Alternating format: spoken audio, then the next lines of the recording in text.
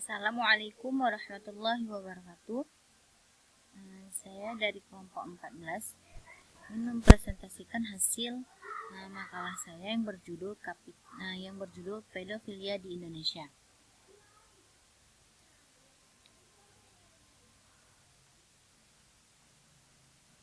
Yang pertama, di sini latar belakang dari makalah ini yaitu di mana saat ini banyak kekerasan seksual yang menimpa anak-anak di bawah umur.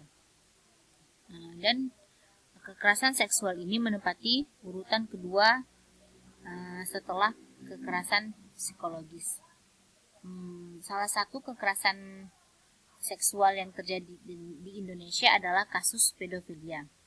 Yang mana kasus pedofilia ini maraknya terjadi di Bali sekitar awal tahun 2000 dengan tertangkapnya pelaku turis-turis barat. Dari berbagai masalah yang terjadi pada kasus pedofilia, jadi melalui tulisan makalah ini, penulis akan membahas tentang pedofilia sehingga dapat menambah wawasan bagi penulis dan pembaca. Yang pertama, kita akan menjelaskan apa itu pedofilia. Pedofilia pada salah satu wujudnya merupakan bentuk gangguan seksual. Menurut etika dan norma sosial yang tepat, seseorang sebetulnya sah-sah saja menjalin hubungan intim dengan pasangan resminya yang sama-sama telah berusia dewasa. Tetapi bagi para pedofil, justru daya tarik utama yang membuat libido mereka naik jika melawan atau melihat anak di bawah umur. Pedofilia ini secara teoritis adalah parafilia, di mana seseorang memiliki dorongan seksual yang berulang dan kuat serta fantasi yang liar tentang anak-anak prapuber. Jadi dalam berbagai kasus yang terjadi di lapangan, ada 3 kelompok pedofil. Ada 3 macam kelompok pedofil, yaitu ada imatur pedofilis, yaitu yang ini menjalankan aksinya cenderung memakai cara halus, yaitu mendekatkan kepada anak-anak yang menjadi korban seperti memberi permen, mengajak bermain atau bujuk rayu lainnya. Kemudian ada regres pedofilis, di mana mengidap kelainan seksual ini biasanya untuk menutupi perilakunya yang menyimpang sehingga sengaja menikah tetapi kemudian menjadikan istri sebagai kedoknya untuk menutupi penyimpangan orientasi seksualnya. Kemudian ada agresif pedofil, yaitu yang umumnya cenderung bersikap agresif dalam menyalurkan hasrat seksualitasnya. Kebiasaan serta keinginan untuk menyerang korban, menyakiti korban secara fisik dan bahkan tidak jarang sampai membunuh anak-anak yang menjadi korbannya setelah terpuaskan. Kemudian pedofilia yang terjadi di Indonesia. Kasus pedofilia ini diperkirakan terjadi di Bali sekitar awal tahun 2000 dengan tertangkapnya pelaku turis-turis. Kemudian tapi tidak diketahui kapan tepat kasus ini mulai masuk ke Indonesia karena persepsi masyarakat yang masih memandang tabu hal-hal yang berkaitan dengan seks, membuat banyak kekerasan seksual. Berbeda dengan kasus kriminal, kasus pedofilia ini sesungguhnya adalah bentuk tindak pelanggaran terhadap anak yang tergolong keji, bahkan sangat jahat. Di Indonesia, ulah pedofil yang menyodomi anak laki-laki dan kemudian membunuhnya boleh dikatakan fenomena gunung es. Kemudian di sejumlah kawasan seperti Pantai Lovino, Buleleng, Karangasem, Ubud, dan Bangli tidak sedikit bocah laki-laki yang terpedaya oleh bentuk pedofil asing sebagai wisatawan. 3 tahun terakhir, jumlah kasus pedofilia yang ditangani Komnas Perlindungan Anak dilaporkan juga terus meningkat. Jika pada 2001 hanya 42 kasus, maka pada 2002 kasus pedofilia yang ditangani Komnas Perlindungan Anak meningkat menjadi 76 kasus. Yang ini adalah salah satu pelaku pedofilia.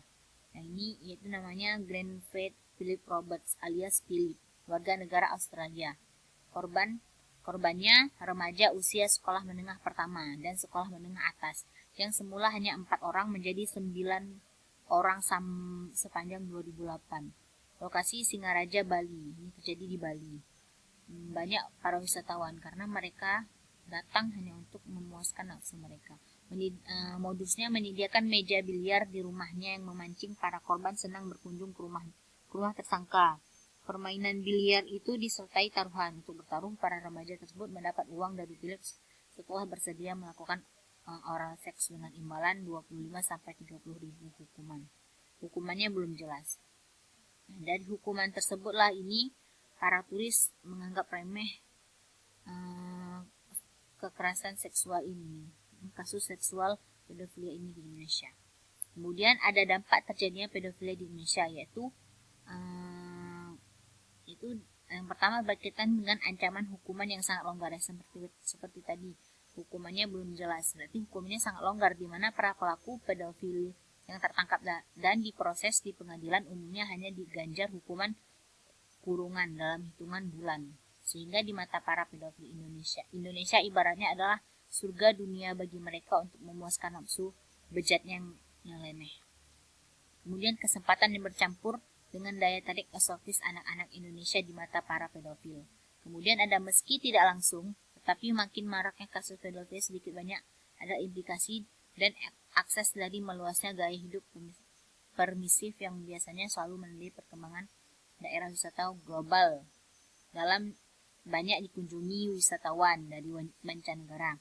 Kemudian ada konsekuensi dari perkembangan jaringan pedofil yang makin rapi dan lintas negara. Kemudian ini ada hukum bagi pelaku pedofil, yaitu ada di pasal 294 ayat 1 KUHP. Barang siapa melakukan perbuatan cabul dengan anaknya yang belum dewasa, anak tiri atau anak pungutnya, anak peliharaannya, atau dengan seseorang yang belum dewasa yang dipercayakan padanya untuk ditanggung, dididik atau dijaga, atau dengan bujang atau orang sebawahnya yang belum dewasa, dihukum penjara selama-lamanya 7 tahun. Kemudian pada ayat kedua sub ayat 2, dengan hukuman yang serupa dihukum pengurus, tabib, guru, pegawai, mandor atau bujang dalam penjara, rumah tempat melakukan pekerjaan untuk negeri, rumah pendidikan, rumah piatu, rumah sakit ingatan atau balai dharma yang melakukan pencabulan dengan orang yang ditempatkan di situ. Dari hasil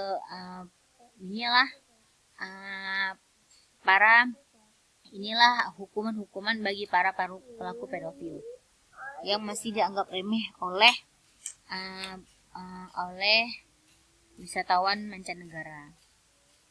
Jadi kesimpulan dari makalah tadi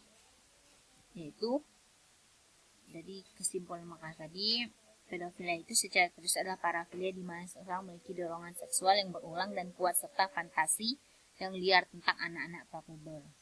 Para pedofil justru lebih tertarik dan libidonya naik ketika menghadapi anak-anak di bawah umur. Itu yang dimaksud dengan pedofilia. Dalam berbagai kasus yang terjadi di lapangan, paling tidak ditemukan 3 kelompok pedofil yang tadi, yaitu imatur pedofil, regres pedofil, dan agresif pedofilis.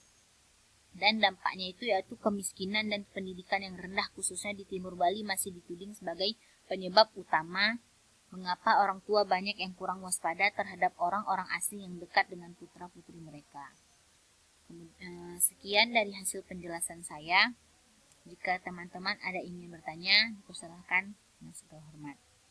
Dan saya akhiri, wabillahi taufiq wal hidayah. Assalamualaikum warahmatullahi wabarakatuh.